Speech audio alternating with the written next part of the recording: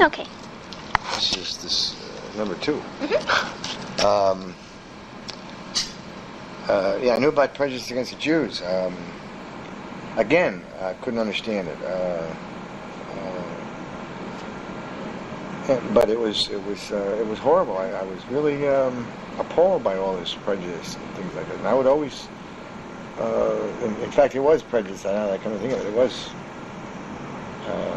about the Jews, because I remember what Hitler had done. And I think today, it's disguised. This is 1991 now, the verse of 19. I think it's disguised now. I never realized there was prejudice against women. I mean, oh my God. And it just never dawned on me. I'm probably more educated I should have been, and at least let's admit where the truth lies. And now it's a lot better, but it's nowhere near equal. And so here again, I'm not into. I'm into understanding, compassion, and love, and honesty and purity, rather than a quota for 15 women in one place and 10 men and 1 black and 2. I'm not into that. I'm into all people are all okay. And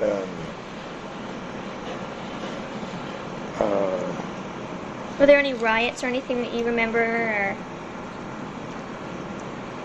No, just the riots I caused. And there were a few of those, but there were no riots per se that I remember. Now, when you moved to California, what areas did you live in? I lived down in the Silver Lake area first. When I moved to California, then I went up into Reseda, and then Tarzana, and after Tarzana, all over. Wow. I was 20. I think I was 20. I think it was 1960, 31 years ago. 31 from 58. That's how old I was when I got here. 27? No, 29. The reason I was asking about a lot of these issues is I was wondering, because you've seen them change over the years. I mean, even like abortion. I mean, you remember when it was illegal and when it was changed to being legal, and now it's a big controversy again, and all these different different things. Girls get abortions, and a lot of them got so very sick, and I mean, it was just a horrible thing. Do you remember there being a lot of controversy when it was made legal? No, I don't. But I'm sure it was. Just that probably my mind around 73. Yeah, I was. I don't think I was. My mind was there at that time. You got to remember that in 1969, I was pretty much zonked out with alcohol. So it took a few years for me to get back in the mainstream of life. So it was hard for me to think again. That's why, on the day that the astronauts landed on the moon. Yeah, went on the moon. That was the day I got sober. I don't even remember. I didn't know it until 20 years later, until 2 years ago, when my birthday was on the 21st of July, and so he says it's the 20th anniversary of the first man on the moon. Oh, yeah, I was into that, talking about the astronaut, about John Glenn, and about the bravery and all that stuff. And it was the saddest day in my life, when those, I think 4 or 5 years ago, when those astronauts blew up, the 5 of them, and we didn't even know their names. Didn't even know their names. I mean, my God, these people grew up in that, and we didn't even know their names. And it made me saddened me deeply. I wrote a letter to the president. Said that that's the president that we should give each one the Medal of Honor, each the highest honor our country can give, and anyone that ever goes up should be given that. But we've gotten so sophisticated that we didn't even know their names when they died. We knew the woman, the teacher, the school teacher. Kristen McCullough. Yeah. My God. Yeah, that's the only one that I remember hearing Isn't about. that something? And you're, of course, it's a little bit before your time, but... I remember it. I believe I was in junior high, and I remember it coming on the TV. Right? I think I was 13 or 14. Okay, so remember that? Yeah. Oh, my God, January it was. I remember. So you remember, see? But we don't remember anybody. We remember the woman. That's because she was a school teacher, and she wasn't an astronaut. She wasn't an astronaut. Yeah. And so that saddened me. Sad day. Take for granted. Right. Take for granted these things. I remember, polio was a big was a big thing when I was a kid, and then of course Salk vaccine came in and wiped polio out. I mean, how is, like, I know there were a lot of childhood diseases, you know. So polio was the biggest. It was horrible. I mean, when the summer came and August came, you were afraid you were going to get polio all the time, and it was you know, just that way. So it was then I think it was 1959, maybe 60, when the first polio vaccine became Salk did it, and then it wiped out polio, which was a dreaded thing for kids and for grown-ups too. Did you ever have chickenpox or measles when? Yeah, I know. And whooping cough. Yeah, I remember whooping cough. I know chickenpox was my worst experience. Chickenpox? Terrible. You get them all over the mouth, and terrible. And but I remember the whooping cough that I had bad. But there was. I remember that with the polio, and of course didn't know too much about cancer and things like that, but it was around. But you know, now it's so prevalent. Now it's unbelievable, and I still think it's what we eat. I think, but all the stuff that, you know, they grow bigger watermelons, and they got to do something to that watermelon seed to make it grow bigger. I don't know. Something's happening.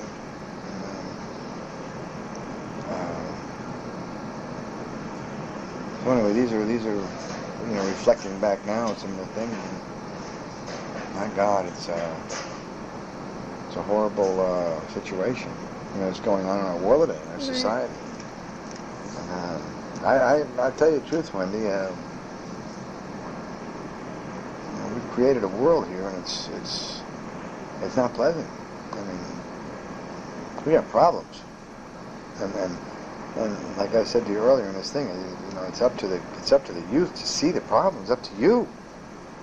I can keep telling you we got problems, but until you realize we got some problems, man, we ain't gonna do nothing. All those kids in your school, take a vote. Do you kids believe we got problems today?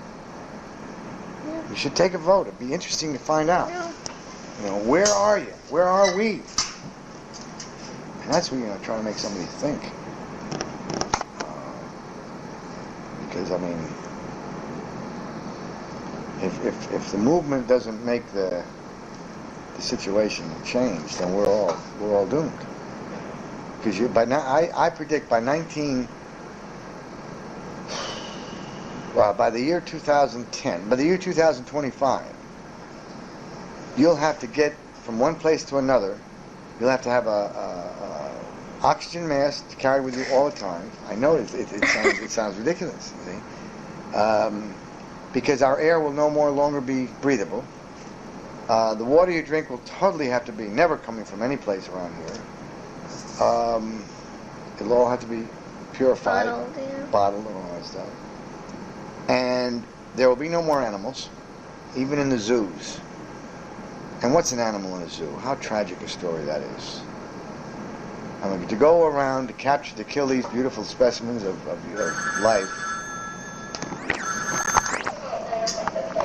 So anyway, you know, the animals we're losing, the air that we're breathing we're losing, the forests, the rainforests. It's all by. It's going and it's gone. The ozone layer, the holes in our atmosphere. I mean, these are major things, and nobody gives it any. I mean, these wow. These weren't around when I was a kid. We didn't worry about dying from our own stuff. The fish are gone from the oceans. The marine life. I mean, you can't eat clams on the beaches because they're all poison. These are issues. My God. Anyway, I mean to get in that tangent, but from a difference from when I was a kid to now, I mean, we're talking about a major problem. We had an atomic bomb, but we got more than an atomic bomb today. Right. We got our whole destruction of our planet, and we worry about atomic plants. They parade with their signs out there on atomic plants. We're losing the Earth. We won't have any Earth to put atomic power into anyway. This is true. I'm telling straight. Very true. So it's nobody wants to do anything about curbing the populations. Everybody, wants to have the baby, which I'm not knocking it. I'm not saying don't have it, but let's put our heads together. Let's begin to curb it. Let's begin to stop the tremendous population growth. They do it with cats. It's okay to kill off 50,000 cats. They do it with deer. They make them sterilized or whatever.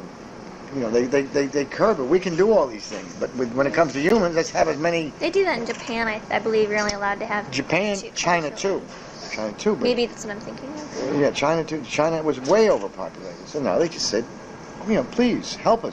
What can I do for country? What can I do for my world today? Well, I cannot propagate the human race by 15 or by 10 kids or 5 kids. You have a lot of slack on that, but you got a lot of slack on abortion too, right? And on power of choice, right? You got to slack on everything. And there'll always be a problem there'll always be those for and those against. But when somebody's out in the deep ocean and can't swim, they're drowning. You won't have any problem with that person. Did you know that? You reach out your hand to that person. They don't care whether you're a Catholic, a Jew, a Protestant, a black or white or Chinese. They'll say, "Help me," and they'll grab the whole. And that same person on land will be castigating everything in the world. Put them in a little ticklish situation and you change their viewpoint real quick. Get somebody that's hungry, they'll say, well, okay, it's okay to feed the people now because I'm here. But, so these are issues. Anyway. I know the other day we sort of ended. We were talking about your acting career. Yeah. No, I think that's where we sort of ended. Yeah, well, my career was a long career. It was ups and downs, mostly downs, and I never made it. I went back to school. After I got sober, and I went back to school, about 15 years later. This is about 10 years ago, and to regroup, so to speak, and I got really good again, the way I was when I was a young actor, and did a piece of work, and I got a Broadway play out of it. Which one is this? On the waterfront. But it never came off. That sort of broke my heart as far as acting goes. And I did several shows after that, but it just never was to be anymore. And I really don't have any interest in it anymore. And also, I quit at the top. And nobody knows me. And nobody particularly cares, naturally, because they don't know you. So. But the day that I did that play was my best performance I'll ever do in my lifetime. And it was good enough to get a Broadway play on a one-shot deal. And move an audience the way that was moved. That's a tremendous situation. I wasn't reading for anything. I was just doing it. And, like I said, I think a lot of my talent was lost through drinking and never came back. That's my viewpoint. So is that why your career ended the first time? Oh, yeah. Oh, definitely. Oh, and then I had a tremendous amount of fear. Oh, yeah. So it was... That lasted with me for so long. Another 5 or 6, 7, 8, 9, 10 years. Still probably would... Just couldn't cut it anymore. For a guy that was as free as I was, now it would be different. Now I don't care anymore. But... So was it your choice or just...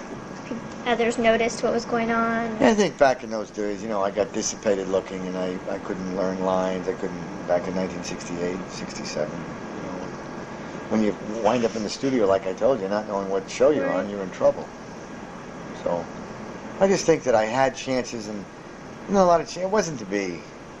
I had chances, and I didn't blow them. I just maybe didn't get the part because somebody else knew somebody better than he knew me. So I never had that opportunity to stretch my talent. But I believe now it just was not meant to be. I believe that. I don't think it had anything to do with what I had to do.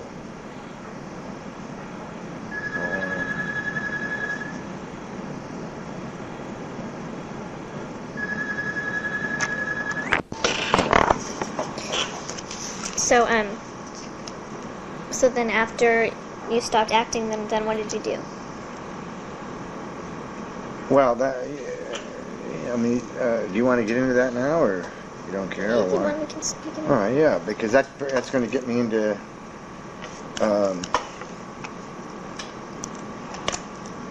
I should probably give you one of some little stories. I should get you a little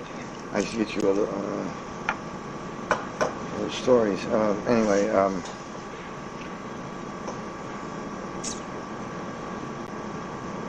it was probably in the '80s, early '80s,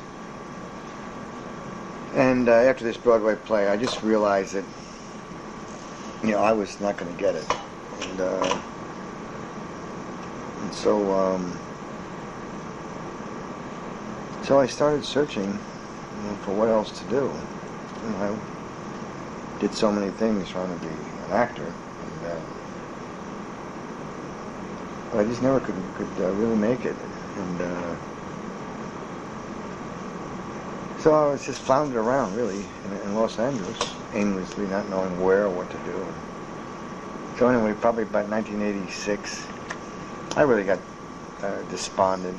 I just didn't know where things were, and all the, the things that we go through, and in life, the trials and tribulations, so to speak. And I just terminated everything here in California, in Southern California, and going to get in my truck and go to parts unknown, meet people I didn't know, in places I haven't been. And so that's what I proceeded to do. It took several months. And that's how, I came about to getting into what I'm doing now, serving food to people. And I think it was out of despair, out of I see so much. I see so many problems. I see so many ruts in the road. And I just didn't know which rut I should begin to help, because I think I just right now ardently aware, yes, and I'm passionately concerned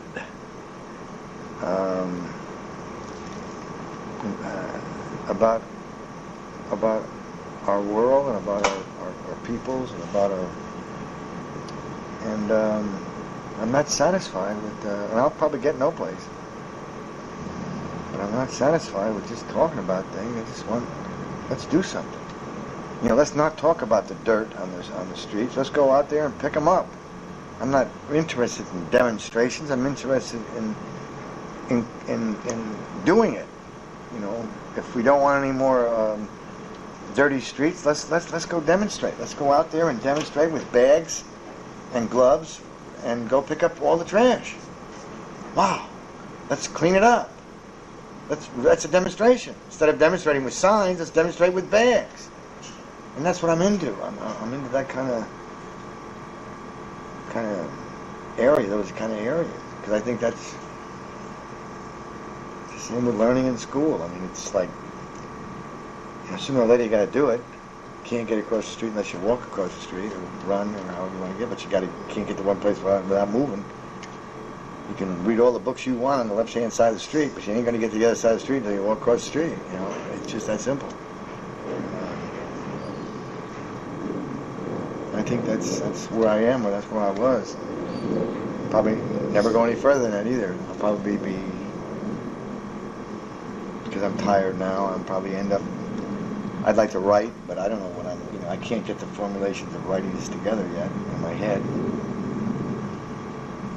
But,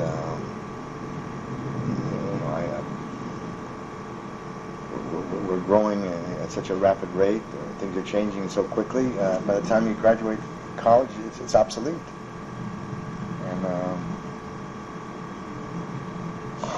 And everybody wants money. Money. And, I mean, there's explosions. You go to the movie theater, you always try to look for that Pepper Tree movie house, so it's cheap, right? $1. Ha! 2 people can get in the movie for $1. And I buy the popcorn and the other stuff, and it's another $5. But money. And, so the whole world is the incentive of, and just sort of got to stop and do things. And women, I want to join the women's movement right now. I think that women have been trespassed on. I think men are the opposite sex, whatever you want to say, are great culprits of that. And they're culprits of that by the way they look at a woman. They're culprits of that by the way they act in front of women. They're culprits of that by the way they talk to women. And I just, realized all this stuff. And Jesus, I just, we're so far behind. It's pathetic. So these are issues, and the only way it's going to be done is by the young kids saying, no, I'm not going to do it anymore. No, it's not the way it's going to be done. And both men and women, to join forces to go with the path of everybody seeks the truth. Everybody wants the truth. Oh, what did so and so say about you? What really did he say? What does he think about me? Does he like me? You always want to know the truth. You don't want to say, lie to me. Everybody went, well, let's know the truth about our issues, of life itself, nations. Everybody lies. And that's another thing. Everybody lies. Countries lie. Presidents lie. God, somebody's got to stand up and say, now we're going to just talk to. They ought to have a class in school. CISA. UCLA, Stanford, I don't care where you are, in honesty. What's the matter with that? Honesty 201. Right? And then we got this other class called Purity 362. But it's full, so I got to take Purity 2, which is a little lesser than, but we'll take it. Purity of thought. And then we'll have this other class on unselfishness. That's 3 credit course. That's all we talk about is unselfishness. You never talk about yourself. How about that? This is what I'm doing right now. I'm talking about myself, see? But, I don't like to talk about myself. But in this particular thing, you got to... But you know what I'm talking about? Purity, 301. Unselfishness, 562. Where'd you go? God, did you get that course that... on love? Did you get that course on love? Love 422, I think it's 422, I think. And understanding and compassion. Where are those teachings from? You gotta lay that on your ma and pa. That's bullshit too. Oh, excuse me, that's bullshit too. God, your mother and father, Christ, how much can we lay on those parents?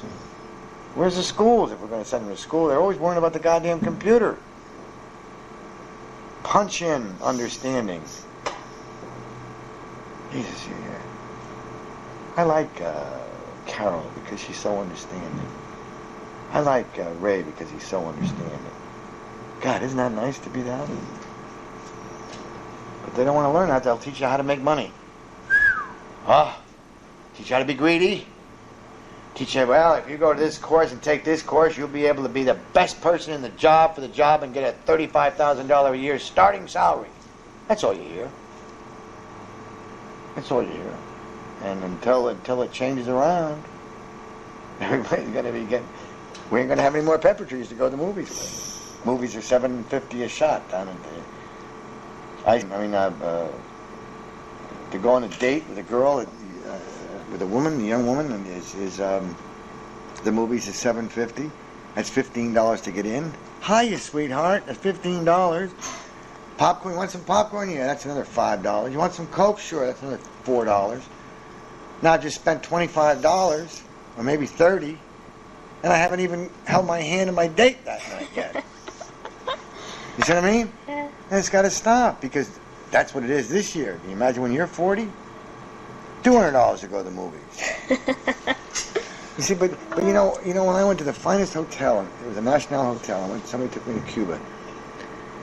It was $9 a day at the National Hotel. $9 a day to the finest hotel in Cuba.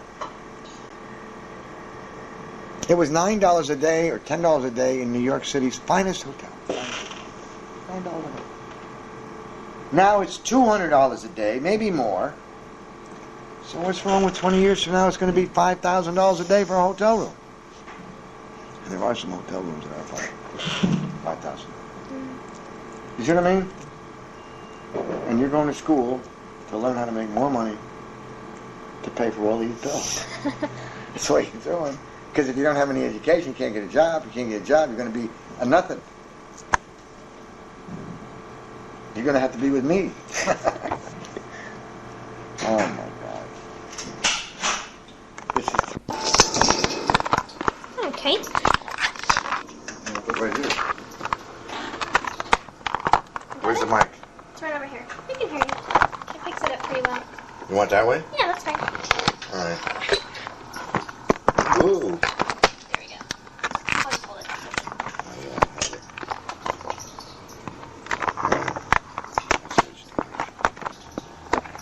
Yeah, it picks up.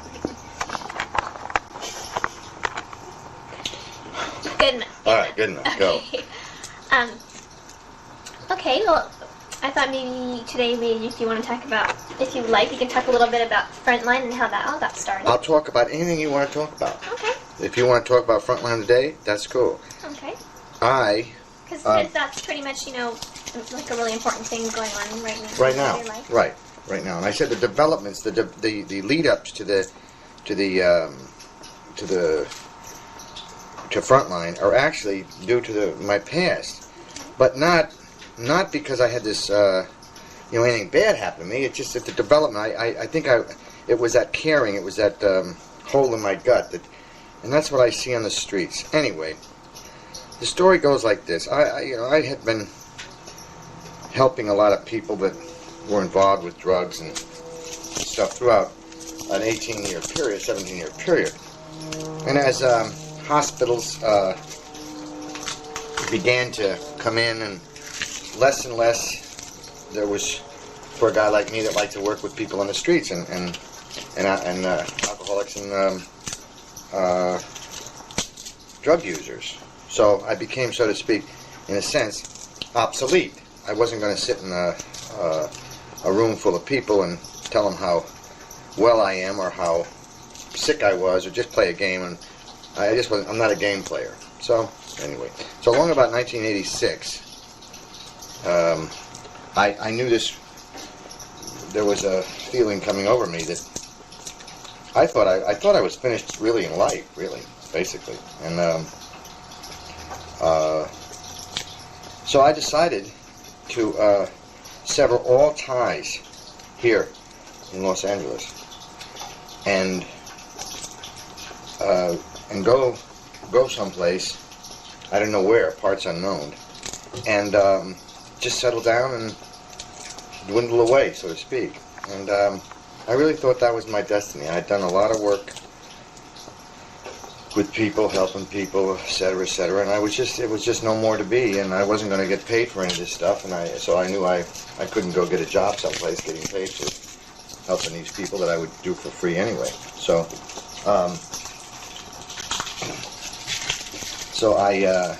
I started to sever all relationships here, and I got down to just the basics. I got down to almost nothing. I got down to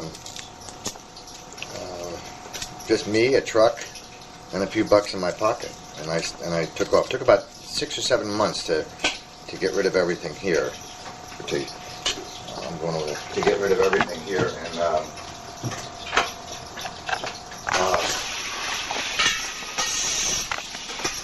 and get to a point where we still on, and get to a point where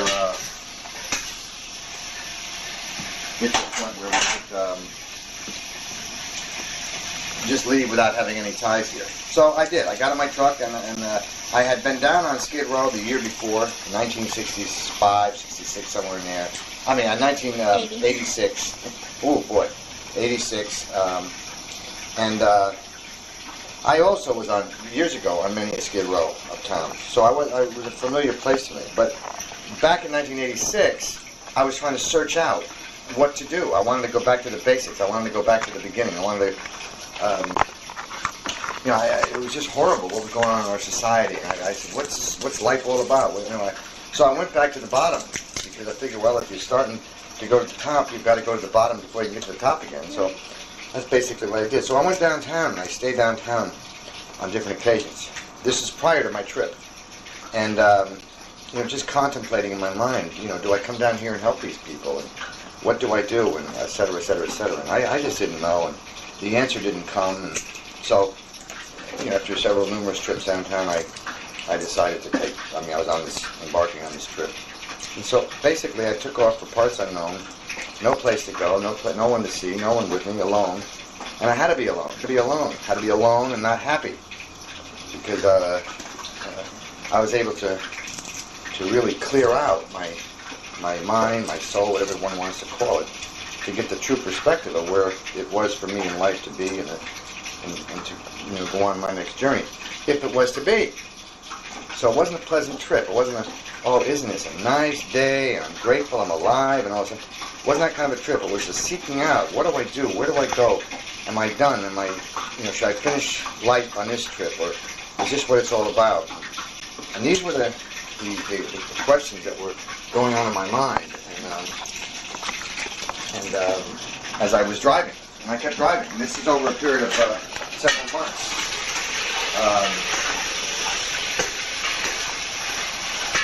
3 or 4, 5 months traveling around, not knowing where and what, waking up and eating out of the back of I was living out of the back of my truck, and it was just an unpleasant time.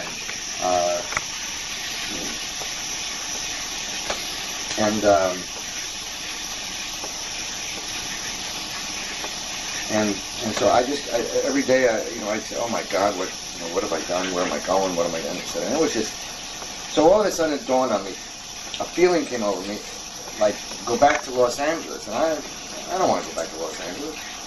And that was the first constructive thought I had of doing something, was to come back to Los Angeles. And I did not want to come back to Los Angeles. And so I kept driving further north. The further north the feeling kept getting a little more prevalent, and finally I said, gee, that's a strange feeling to have. I just left Los Angeles. Why do I have to go back there? Why can't it be another town, someplace else, et cetera, et cetera, et cetera. And so I sort of rebelled against the thought. And finally, I consented, in my mind, to go just as far as outside of LA, Thousand Oaks or someplace like that, and then I would go no further, and that would be it. And so my destiny would be fulfilled, and everybody's happy. But as I got closer to Los Angeles, it was revealed in me in some sense, in some awkward sense, that I want you back downtown. I want you to go downtown. Now, I really didn't want to come to Los Angeles, because I don't want to go downtown and help the people. I said, oh man, that's the last thing in my life I wanted to do. I wish I could say I was so loving and wonderful. I got the idea, but that's not the way it was. I did not want to go downtown. Now I really revolted. And so now I started crossing. As I was coming back down, I started crisscrossing the state, thinking, well, something else will come in my mind, and I won't have to go back down to LA, and I'm not going to go do anything downtown Los Angeles. And so that's basically was the mode of this situation, of the way I was doing it. And what happened? So I started, and as I got close, I parked outside of Thousand Oaks, right? Thousand Oaks, California. And I said, this is as far as I'm going. And as fate would have it, no, that wasn't as far as I was going. I then commenced to go into Los Angeles. And so this took us several weeks. And the first inception was to go downtown and to feed some people. A one-trip deal, a two-trip deal max, a minor league thing. Nothing to the degree of saying, oh, let's make a plan here. There was no plan. It was just a one-time deal. And that was it, basically. And so I went into this church where I I used to know the people there, and I sat in the church and asked the secretary. I said the possibility I could use the kitchen on Saturday, and she said, "What for?" And I said, "Well, I got to feed some people." And she said, "Well, where are you going to feed them?" And I said, "Down on Skid Row." So she reached in the desk and she handed me the keys to the kitchen, and I went downtown, and the morning before it was pouring rain. I remember it was Friday night, it was pouring rain. Oh, I was so depressed. And I was sleeping in the back of my truck at that time. And anyway, 3 o'clock in the morning, I went into the kitchen, opened it up, and we had some peanut butter there that I was going to make the sandwiches with. And so did you do this by yourself this time? No. Oh yeah, I did. It was all by myself. Yeah. But that morning, I got a couple of guys that were coming with me, and I didn't go downtown by myself. But yeah, I made all the sandwiches by myself. Made the coffee, made the sandwiches, did everything. And I had 111 of them all lined up. I was all excited. And I told the guys, I said, they didn't have to come if they didn't want to, but they said, "It's okay, I'll come." We went over to Solly's, had a little bite to eat, and 9 o'clock, I said, "Well, let's go downtown." We went downtown, and sure enough, like this avalanche of people came at me, and we passed out the 100 and some odd sandwiches, and I said, "Wow, I knew I was right. I knew I was on the right track." And so that was the beginning. Now, many people, you see, the thing is, many people begin, and that's not the trick. That's not the miracle. And that wasn't, sure. The miracle is for the next it'll be 4 years. This is November 1991, and in another 3 weeks, it'll be 4 years. And in another 3 weeks, we would have surpassed 240,000 meals served. Now that's the miracle. That it wasn't just 100 sandwiches or 500 sandwiches or 1,000 or 2,000, because everybody does it. So it's really not that's not the energy that what it's all about. And then what transpired, I knew I had to have love, I knew I had to have understanding, and I knew I had to have compassion, because this is what it was all about downtown. And so this is what I generated the whole thing on. My instincts knew I must love and care for the people of Skid Row, because this is the bottom of the barrel. And that's what I've done for the period of 4 years. And that's how it started. And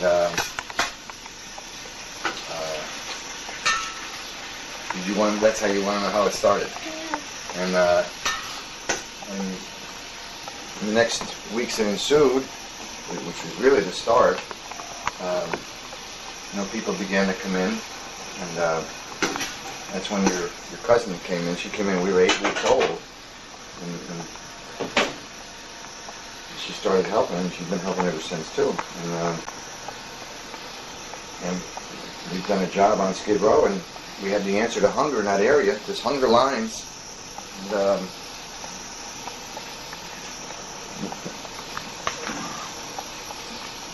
we have the answer to hunger in any Skid Row town. And so that's the humble beginning, and everything has grown since then. We can get into another area. You want to hear? Sure. How we grow. Does this smell good? Very good. Huh? Very good. That's a little meatball. Anyway, so from that juncture, it just began to grow, and I just kept going down and down and down, and it's getting bigger and bigger and bigger, and the food kept coming in. No money, and it didn't make any difference. We just kept feeding people, and then people began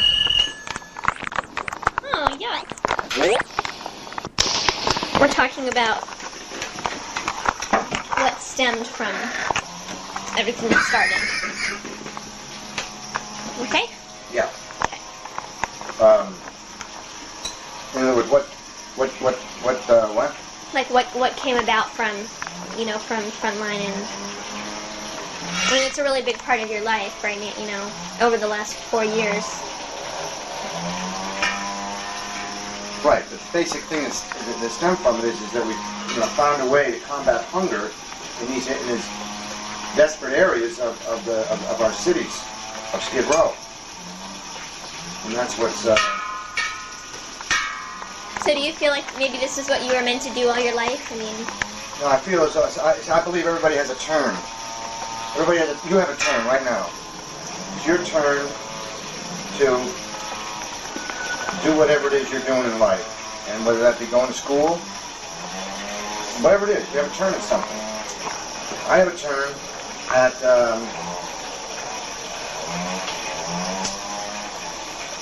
serving food to humanity.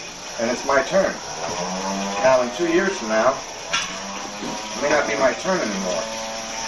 You understand what I'm saying? It'll be somebody else's turn. Right. So that's basically what it is. I think it's just a turn. Everybody has a turn at something. They have a turn at marriage, they have a turn at love. And it's my turn to feed people. You want to be a lawyer, you have a turn at being a lawyer. You want to be a doctor, you have a turn at being a doctor. Just our luck they're mowing the lawns or whatever. The noise blowers. Here, wait, I'll just wait a second. So, anyway, the fight was to give love and dignity to these fallen human beings of our society. And I think I've done that. And Frontline represents that. And, so how does it feel to have started something like this? Like I said, I told you earlier, it's almost like I had to do it. I didn't have a choice. You gonna eat that?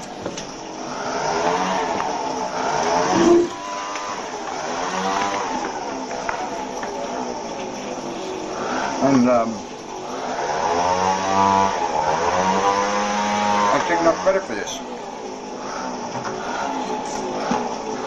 All I did was follow my instincts. The instincts were given to me, and 240,000 meals were served. I believe the formula developed by a tremendous core of people. Noreen Goldner, who probably single-handedly developed an area where we get food that's awesome, involving people. So I get thousands of cans of food due to her ingenuity. The development downtown, she was very instrumental in that. So it's not me, it's people. People that care, people that spent wakeless days and nights trying to figure out ways how to do things better downtown in this horrible area. So the people that I'm surrounded with are just vital people that are able to have the same kind of ideas along the same kind of philosophies to end hunger. So these people were there, and this is awesome. You want to flip that over? I'm going to turn this on. Anyway, okay, go ahead. Anyway, so I think it's the effort of the people that made this thing possible, and now the whole system that's developed, it works. So that it just works. Volunteers, old people, young people, babies, all coming in to help. And this is awesome. This is what's awesome. And when you see volunteers that are in their 70s and 80s coming over to help, you say, oh my God. So it wasn't just a thing to be for me to downtown, it was a thing to be an organization built on love, an organization that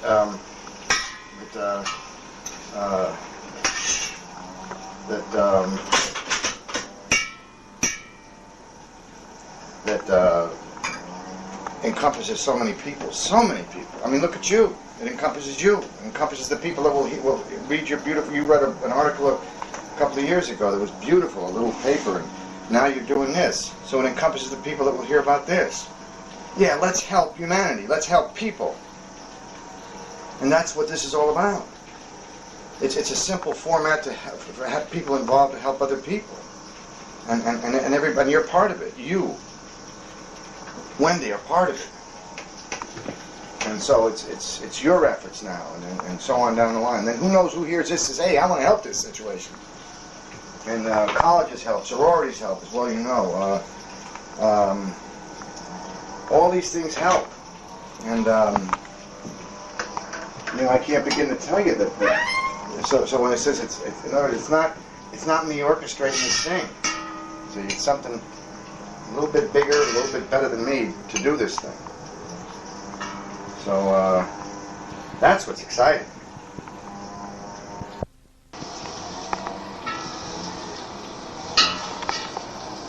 Okay.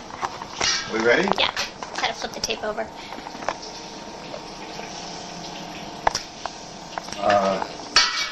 So do you feel there was anything that like influenced this throughout your life? The only influenced me? Yeah. Okay. And I don't want this statement to be misconstrued.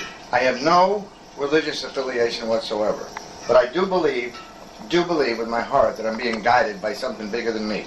You want to call it God, you want to call it Buddha, you want to call it anything you want, Jehovah, you want to call it anything you want to call it. It's really irrelevant to me. I was not capable of serving food to 240,000 human beings without some kind of help from something a little bit bigger than me. So that's where all the credit goes. And I don't know how else to, how else, to put it. But that was it. That's it in a nutshell. And everything has been orchestrated for me. I mean, the food, I don't do a thing. It's already there for me. All I do is just follow. And that's all I've done is follow. And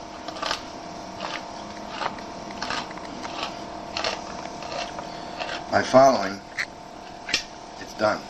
It's like having a boss and he tells you what to do and the boss gets credit for it and you do the work. Well, he's got to get credit for it, not me. I'm just doing the work. So, does that make sense, Wendy? Yeah, there aren't many people like you. Well. Wish there were. I wish I could say, oh yeah, I did it.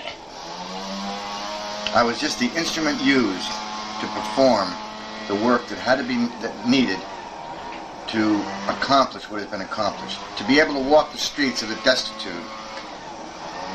and have those people say, hello Ray, I love you. That truly is a miracle of mankind, I believe. I mean that is uncompromised. That they care so much about me. It's not the sandwiches, it's not the food, it's the caring of one human being for another human being that's developed into a bunch of human beings caring for a lot of human beings. It makes sense if you take it apart. And so those are the areas of caring, the areas of compassion and understanding that have developed downtown in this horrible area. I don't suggest anybody to walk down there and say, oh yeah, I'm not going to be harmed down there. You're going to be harmed down here because we're dealing with the dregs of society. We're dealing with the sediments. Did I say that ever before? The sediment of society. Sediment of wine nobody wants. You won't drink a sediment of wine. It's the sediment of our society. Some people make it and some people don't make it in life. And these are the people that never will make it. They'll always be floundering around and swimming around the bottom, and every day their wishes, he said, maybe someday it'll change. Maybe someday I'll walk in the green grass again. Maybe someday I'll smell that home cooking of my mother. Maybe someday I'll be out of this rat race of horror every night, scared to where I'm going to make it one night or live or die. That's how it's lived down there. Now this is where I feel as though I walk with kings. My God, where is there where's their help needed except there? You know, not in Beverly Hills. They need help too, but they don't need it as bad as what's down here.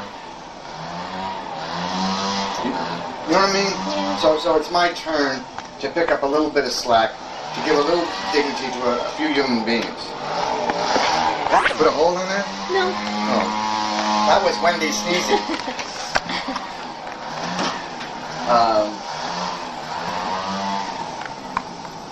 I mean, we're dealing with God's kids. We're all God's kids, but down there, you know, these are less fortunates. And the old cry, oh, they can get jobs if they want to. Who cares? God, if I see a fallen brother on the street, do I say, well, you can get a job if you want to, or do I help him? Do I give him water?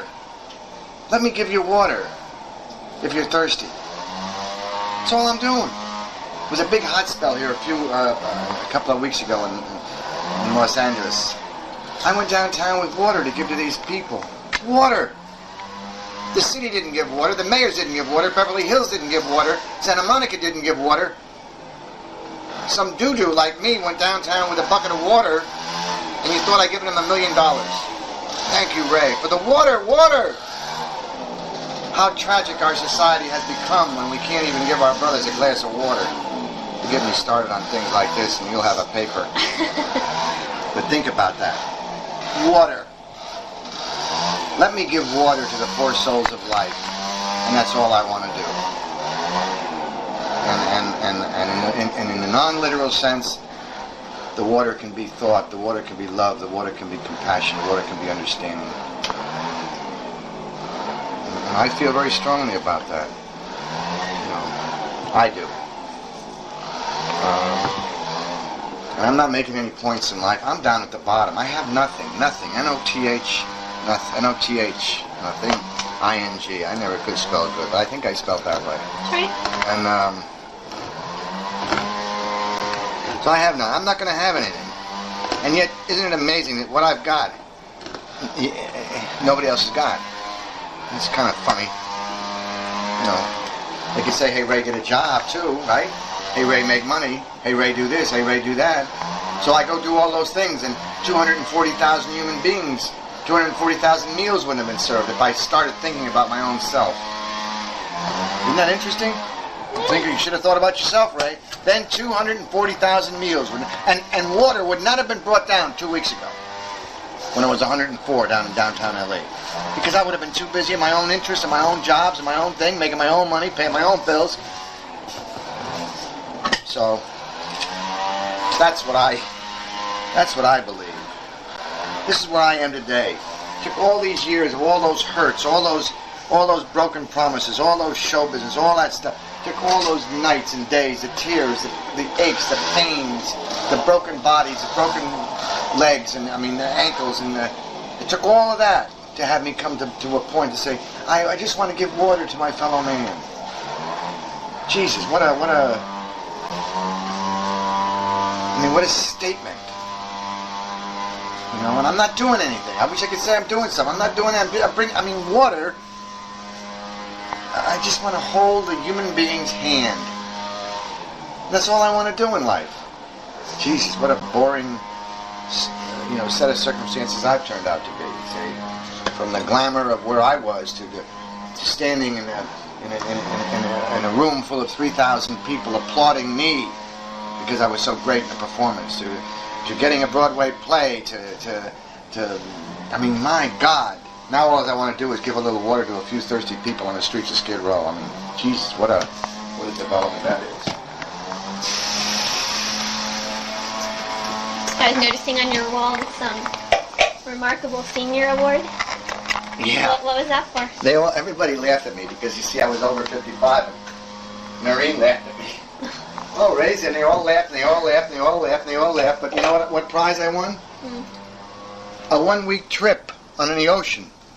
For 2. So that was the senior award, Outstanding Seniors. So what was that for? For the work I'm doing. For the work I'm doing. Isn't that wild? That's neat. You like that? Hey, you deserve more than that, but... said you deserve more than that, but I won't, knock down a one-week cruise. It's great. Isn't that great, huh? Wow.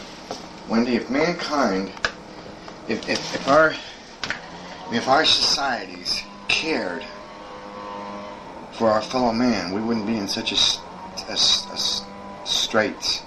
And that's why I'm doing such a small thing. But the idea is big. But if people cared for other people in a genuine way, our planet would be, our Earth, our planet Earth would be in such a beautiful state. Everybody seeks the truth. Everybody wants the truth. What's the truth about Watergate? What's the truth about Kennedy? What's the truth about the Contra affair? Everybody wants the truth, and everybody lies. Wake up in the morning, I'm going to lie today. Oh boy, let me lie today. It's horrible. Simple little things as truth versus lying.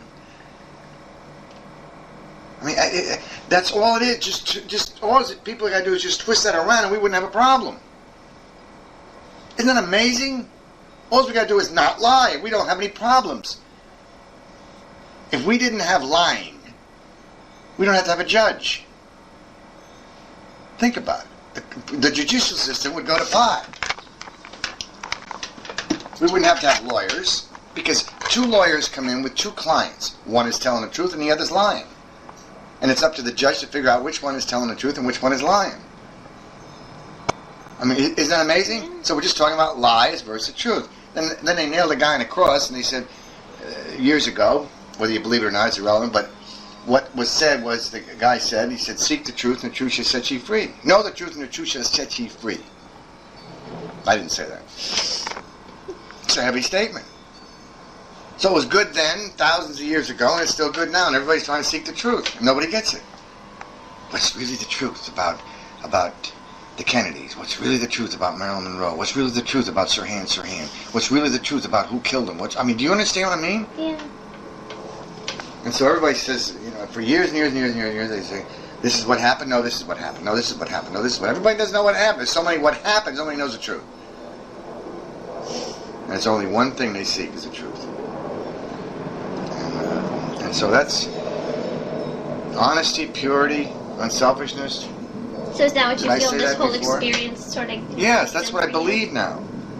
I believe that it's culminated into an area of power for me within my own framework. Purity of thought, purity of understanding, with not diluted with, I don't want to use the word bullshit, but it's as good as any, baloney. Purity. Direct eye contact with my fellow man. Purity of thought.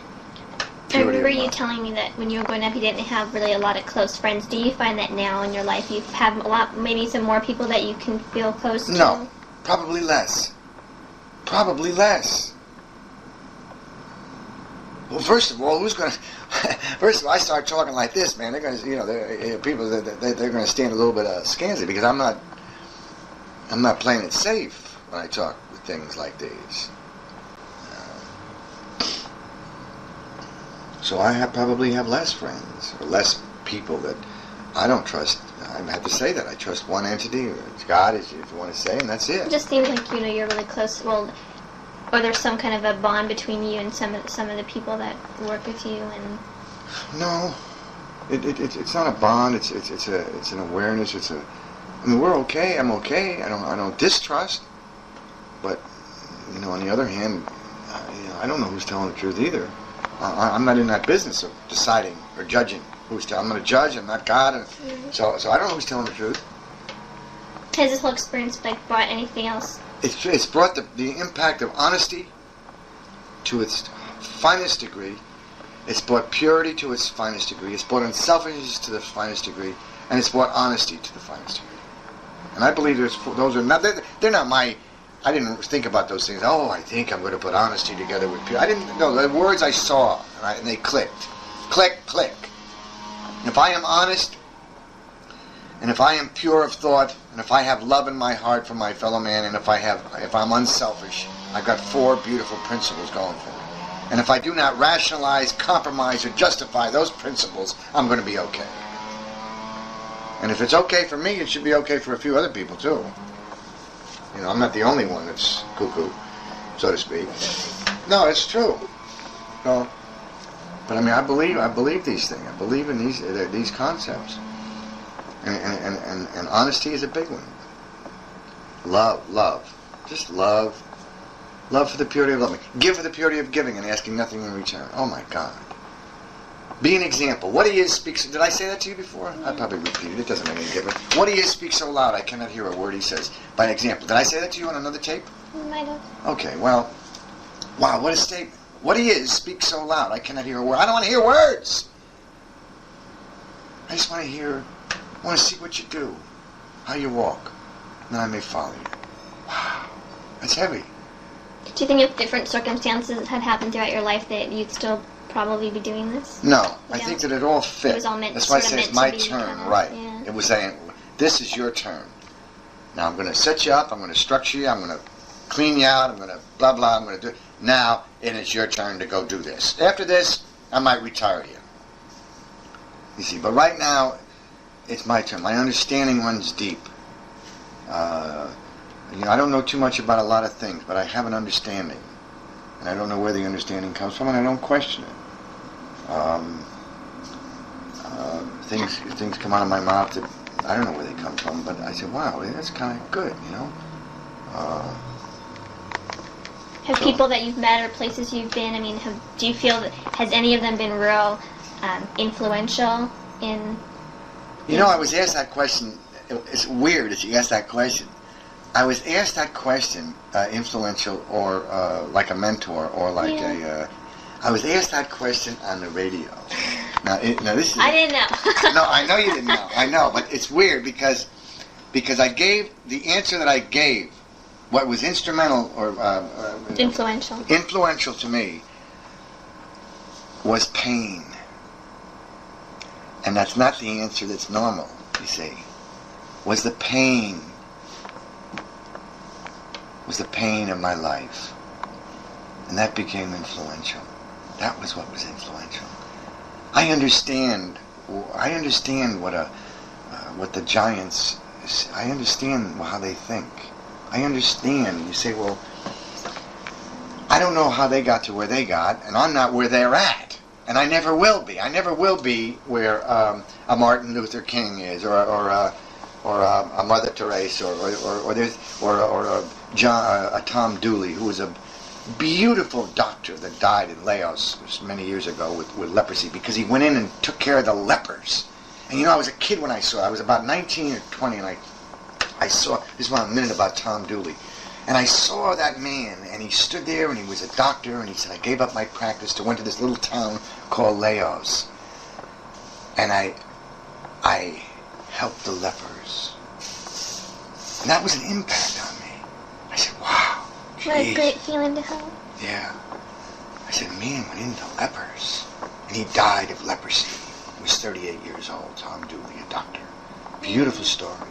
So I'm not a Tom Dooley. I'm not any of these people. I just serve a little food and I do a little something. Very meaningless, but I do something. That's the whole trick. I'm doing something. At least I'm not doing something for the correction or for the aiding in humanity, for the help of my fellow man. Because that's where we've lost the battle in our life. That's where we've lost our humaneness. The peoples of the countries we've lost, humaneness is lost. And that's the truth. And I'll go to the grave saying that, but history will prove me out in the next century. We've lost it. We've lost it because people don't care. Just get up in the morning and get on the freeway or go to work and see how many thousands of people are all like bees. And they're all going and doing something to get something. I want to get there first. If there's a little hole there, they're going, I got there first. It's true. I mean, this is it. Nobody cares. Oh, the people say, have a nice day, but they're back in their cars thinking about themselves. And so this is what I've come to go against. Jeez, for once in my life, I just don't care about myself. I cared about myself when I was drinking and when I was using and when I was, for 36 years, there was only except when I was a little kid, crying. But even when I got to be able to go, I just worried about myself. And now it's, a different kind of a ball game.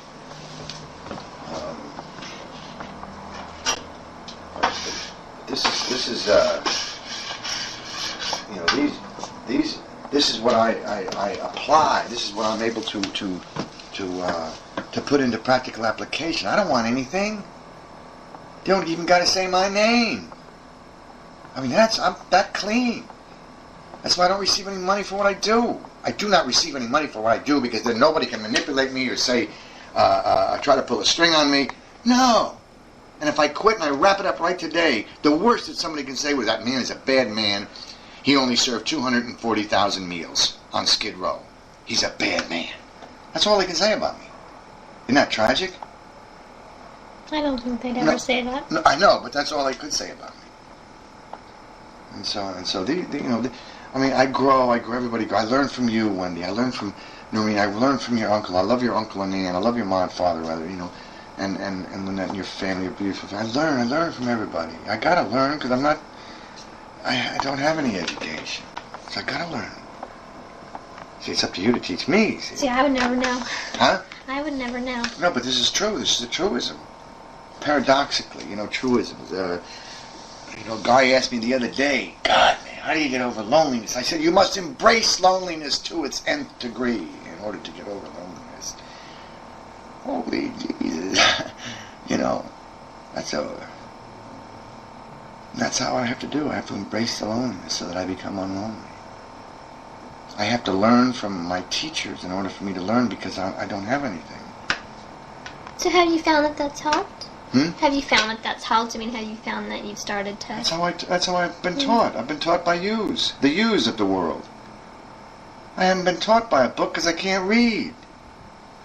And I don't have time. I haven't got the time to sit and indulge myself in a book. Because there's somebody that's dying out in the streets.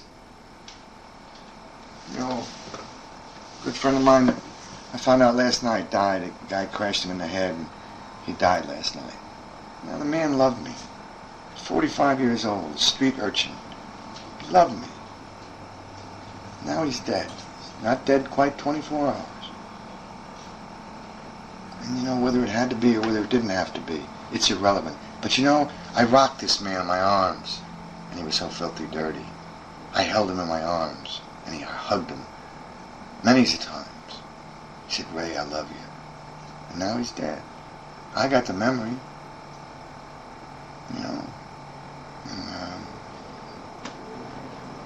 That's mankind. I took time out of my busy life to put my arms around a filthy human being that was dirty of clothes and dirt of the street, not of the soul. And he's dead now. I never got to say goodbye to him. So I hurt a little bit. I'm a little bit sadder for him. But isn't it amazing I'm able to feel that kind of feeling? And I don't say better him than me, because I would rather me than him. Isn't that terrible? But that's, people would say, well, how are you going to help somebody else? I've helped all the people I can help right to this moment. I'm even. I don't got any more people in the future to help. Now I may if I live long enough. But I'm done. I'm done every day. People say, wow. People say, well, you better take care of yourself because a lot of people you got to take care of. No. They're already taken care of. They're done. I'm done. My job is done. So I don't have to think, oh, God, I better take care of myself. Me. Sing that song, do, re, me. It's that's a scale. Do, re, me. So those are the important things.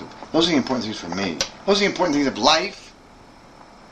They're not just me. Those are things I happen to, fortunately, latch on to, grab a hold of. I see. You should go to school to unlearn. Oh, boy, we're going to get into this here. That's what you should do. You should have a class in school. Do you have a class in school where you say, well, we're going to go and hear and empty out. We're going to unlearn everything we've learned so that you can put knowledge back into your head again. They don't do that. They just keep cramming into your head. Read this book, read that book, read this book, read that book, read this book. Learn about this, learn about that. I say unlearn. Unlearn and let the spirit of the soul come into your soul. One constructive thought of giving to your fellow man, and your head will explode with knowledge. Oh, Jesus Christ! But, I mean, it's true. Your head will explode. That's all I do. I learned how to give. There's an old expression that all takers are losers. And I know, because I was a loser, I was a taker of things and people. And I learned how to give for the purity of giving and asking nothing in return, so I became a winner. That's all it is. I emptied out all that stuff in my head, put it on a table and said, and I blew it, and it went away. That's how insignificant it was. I could blow every thought in my head and go, and it blew all away. Gee, not one thing stayed. I had worthless stuff in my head. All these ideologies, silly things. And all I put in is care. Am I talking too much? No, not at all. Do you remember, like any stories of people and things that have happened when you've been there that have like made you say, you know, I'm glad that this is what I'm doing, or you know, this made it, you know, this made me feel so great for being here today to. I feel that way every time. Every time? I feel that way every time. Yeah, that's a very profound question, but I feel that way every time. I feel, yeah, I'm glad I made the trip. I'm glad I'm where I am. I never would have known it. I never would have felt it. All the time, I feel. Were there any significant things you can think? There really isn't anything significant. I mean, I feel, you know, there's an old play one time. There was a play called The Hasty Heart.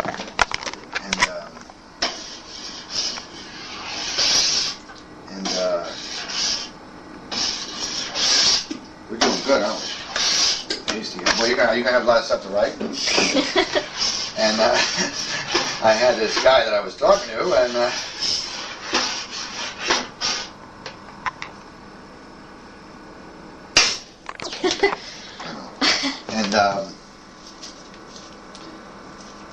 and he wrote the Hasty Heart. I don't know who wrote the Hasty Heart, but there was a line in the Hasty Heart. The Hasty Heart was about a guy that was going to die, named Lucky, and he was a very austere gentleman, and he was going to die. He was in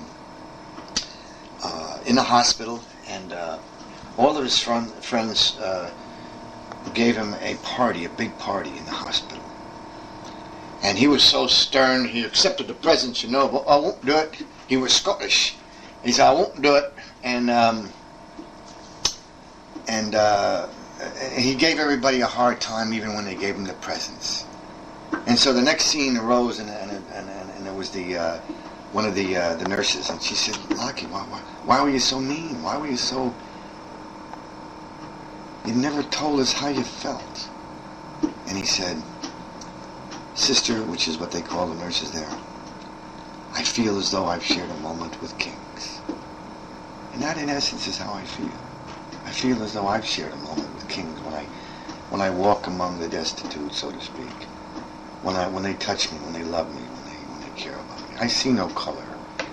You know, they're black, most of them. I see no color. I see no sexes. I don't see any of these things. They're not in my head. I see no prejudice. I have no prejudice.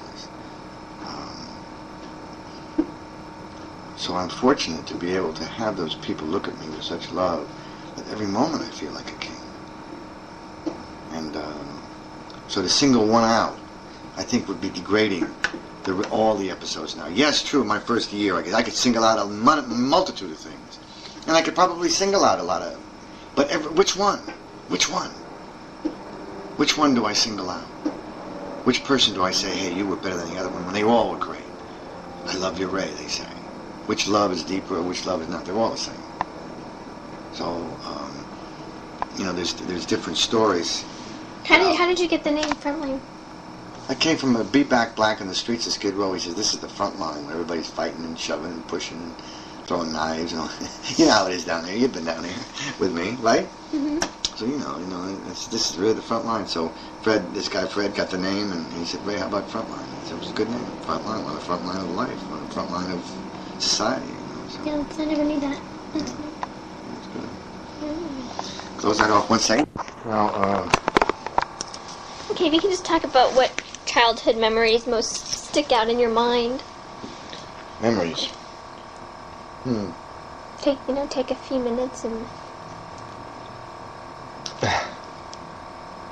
think That's a about song. Is that a song? it. No.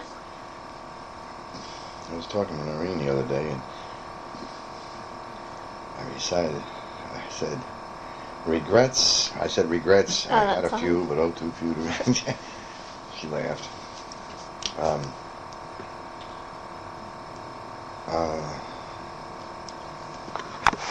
Memories where? And it was how? Why? What? Okay, well, like, maybe, like when you learned to ride a bike, or any, like, activity, like, I know you, we talked about that, you played football, maybe, like, what other things you did, and... I not only, when I got to be 14 or 13, 14, I could excel in anything. I mean anything. In the winter, you put a pair of skates on me, I was an ice skater. I mean good. Did they have ice hockey then, or no? Oh, yeah. They did? Did you play that? Oh, yeah. You guys played hockey? I mean, and jump barrels, and in the middle of the night, and toboggan, and So that's right, because it snowed where you grew up. yeah, 26 inches a day. Wow. You know, so, and in the summertime, I played softball, baseball, basketball, horseshoes. I excelled in anything that had to do with the body and sports. I was gifted, and I could do everything. Roller skate, and everything was a competition. I always had to be good at it, so to speak. Not the best, but good at it. I always wanted to compete, even though I got beat. Wrestling, boxing. When I got older, it was basketball, football, and track. I could run very fast. So I had all these abilities. Bicycle, I don't remember my first bicycle ride, but I remember my first bicycle cost me $3. I was making a left-hand turn in front of a bus, and I got hit by a car. And that $3 bike was all I had. And I remember I cried, not because I got hit, but because I wanted that bicycle back. And I used to work for everything I get when I was a youngster. I used to work, set pins in the bowling alleys at 13 years old for 8 cents a line. Jump alleys, where, you know, I'd make $8 a day, and wow, it's really big time. Doing what? $8 a day. Jumping alleys, What's in the bowling that? alleys. You know, you've ever been to a bowling alley? Yeah. Well, now you see them, they're all, the Like chain trying comes you used to down. have to run back and forth and set them up. They were human beings back there. I remember when they were human beings that used to set pins instead of those automatic things. And I was a pin setter. You know, there used to be old men used to pin set. And I was a kid pin setting. And you know, I worked on a farm for $2, for $4 a day. Was there a lot of farms where you lived? I mean, Yeah, there were everything. You know, everything was open. See, a big problem that they have today that they didn't have back in 1945, or even 40 or 41, 43. That was the war years. But even after that, in 40, was people. We've propagated our Earth billionfold. I don't know. You know, we ought to have a book on knowing how to get pregnant. You know, that they get a man and a woman together and they have babies. I think that's nobody wants to address this serious problem, but that's another area. Whoa! But when I was a kid, these are all the things. We had space. There was clean air.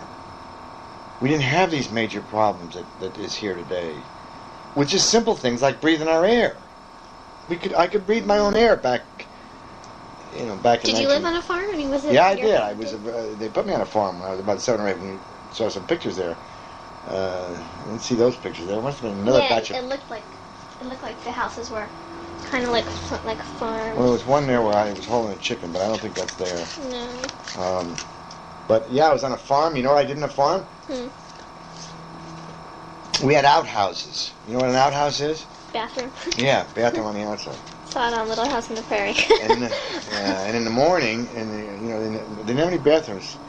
Now I remember these things. I used to feed the chickens, get up in the morning, feed the chickens. Then I had to empty out the bowls of the pee-pee which I hated. Bring that to the outhouse, which smelt beyond kindness. Yeah, it's still horrible.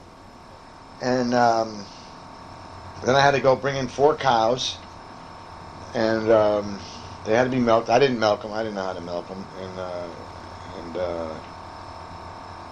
And then I would work in the garden pulling weeds. This big garden, and then I'd in the morning and then a shower once a week. Not a shower, a bath once a week. And on a Saturday, in a big tub with the two other kids, and another lonely time for me, another hard time. But I just worked from my board and room, but little because I was only a little kid.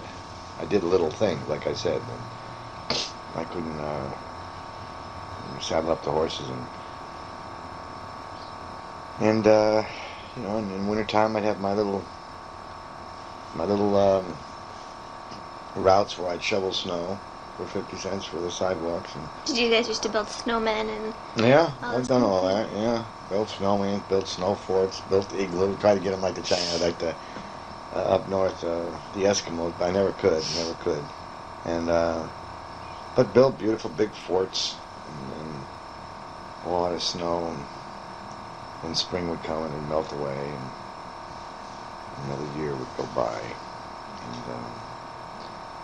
And another thing too, yeah. And I remember when I was 13 years old, I was living with my grandmother, and I said, God, I wish I was 19. And one of the few recollections of my mother at that particular time, she said, don't wish your time away. The time will go by very rapidly in your life. And, you'll wake up one day and you'll be way past 19. I'm 58 now, Wendy. How true she was. Another episode of Time, too. I remember I was in the Marine Corps in Paris Island. Did I tell you that story about the time? Mm-hmm. I did? You told me that you were in the Marine Corps. Oh, but I tell you about about time, the time. That's why I always never wish my time away. I was going quick enough now. But I was in the Marine Corps, and boy, it was tough down here in Paris Island, and it was 11:45 in 1954, and I looked at the clock. I mean, it was hell, like I said, and I said the one thing that they can't do, they mean the Marine Corps can't do, is stop the clock. If I put enough seconds in, if the second hand goes around enough times, I'll get out of here. And I did get out of there. That was 1954. This is 1991. So that's a lot of hands going around, a second at a time. And that's the way life is. You know, you wake up one day, you're 15, the next day you're 20, and you say, oh my God. And then 30 and 40 and on out, you know. And so time, and I'm one of the lucky ones as far as time goes. You know, I've had my ups and downs, but I never would classify myself as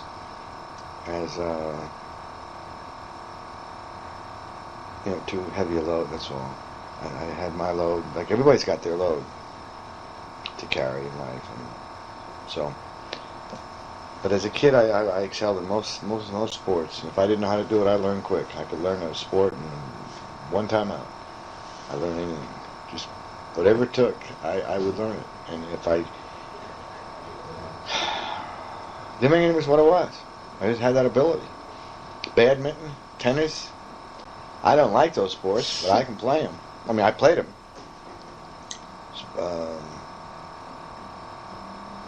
Did you have any animals? I mean, like dogs no, or never did. cats growing up? I was looking. I Yeah, saw I know. this picture of the dog. That wasn't yours. I have a dog. That's Sheila. That's my Aunt Babe. That's when I lived with my aunt at one time. God. Can't believe it's me. Yeah. I had, I don't remember those. That's the first, or confirmation or something. Or, yeah, confirmation. Me and Knickers. Did you see me over there? Yeah. That picture? Mhm. I was younger than you. I was 16 there. Wow. This picture. The one recollection is that dog. See that dog over there was named Ben, and excuse me, I'll tell you a little story about Ben. Ben belonged to my son. The first dog I ever had. But that dog taught me so much. Remember I tell you about learning? Well, that dog, I know it's going to sound crazy, taught me so much about intuitiveness and so much about feeling in the animal kingdom. But I was able to transmit that energy into me learning about how, these instincts go. And so I got him, and he was 10 years old, and he was unable to walk, was almost dying. My son, it was just hard. He didn't give him a good, just left him. And so anyway, I took him, and I first thing I did was bring him to the vet, and this is a beautiful story. And that night before I brought him into the vet, he was just so disheveled, just so broken, just so horrified with everything. And it was pouring rain, and I sat in the back of the truck, and I went into Wendy's. No, not Wendy's. Carl's Jr. on Lancashire Boulevard, and got us 4 hamburgers. And I just got in the back of the truck, the same truck I got now. And he was lying down there, just looking at me, and so dejected, so sad. And I got these hamburgers. Now I needed a dog like I needed a hole in the head. And I looked at him, and I gave him the hamburger, and I ate one. And we both ate the hamburgers together, and he didn't do anything. He just looked at me, and I was looking at him, and I started to cry. And I started to see me in him. And I started to see him saying to me, "Please help me. Please take me." The same as when I was a little kid and my grandfather, what I was saying to him. And so, so I looked at him, and I said, "Nobody's going to take you." I get some pictures. So I kept him. And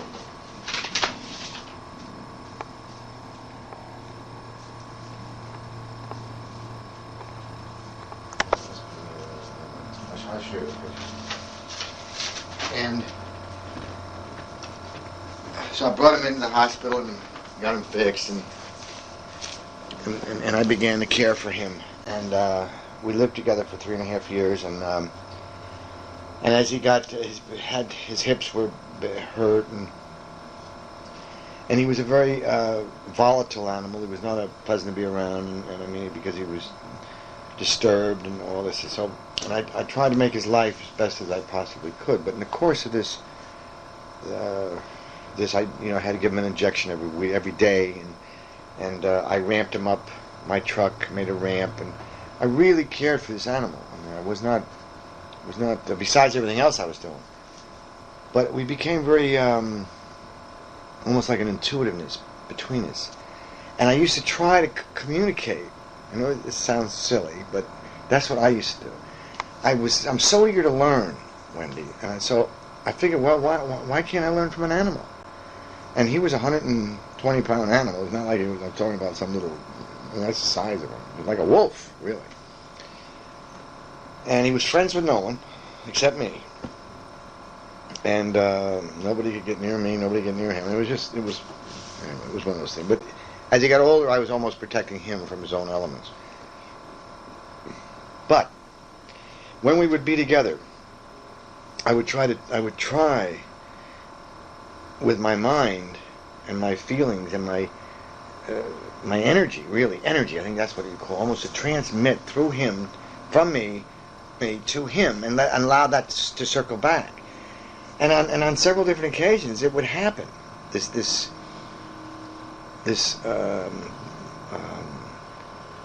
energy transmitting about, and only about the animal kingdom. Do you feel? How do you feel? How do you sense? Do you really know what's going on? I mean, I would inject those kind of questions. And and we would it would almost be like we could communicate in some senses on some level, and he taught me a great deal about love. He taught me a great deal about love, about the depth of it. He taught me a great deal about allegiance. He taught me a great deal about caring. He taught me a great deal about intuitiveness of thought of people, and even more than I already know.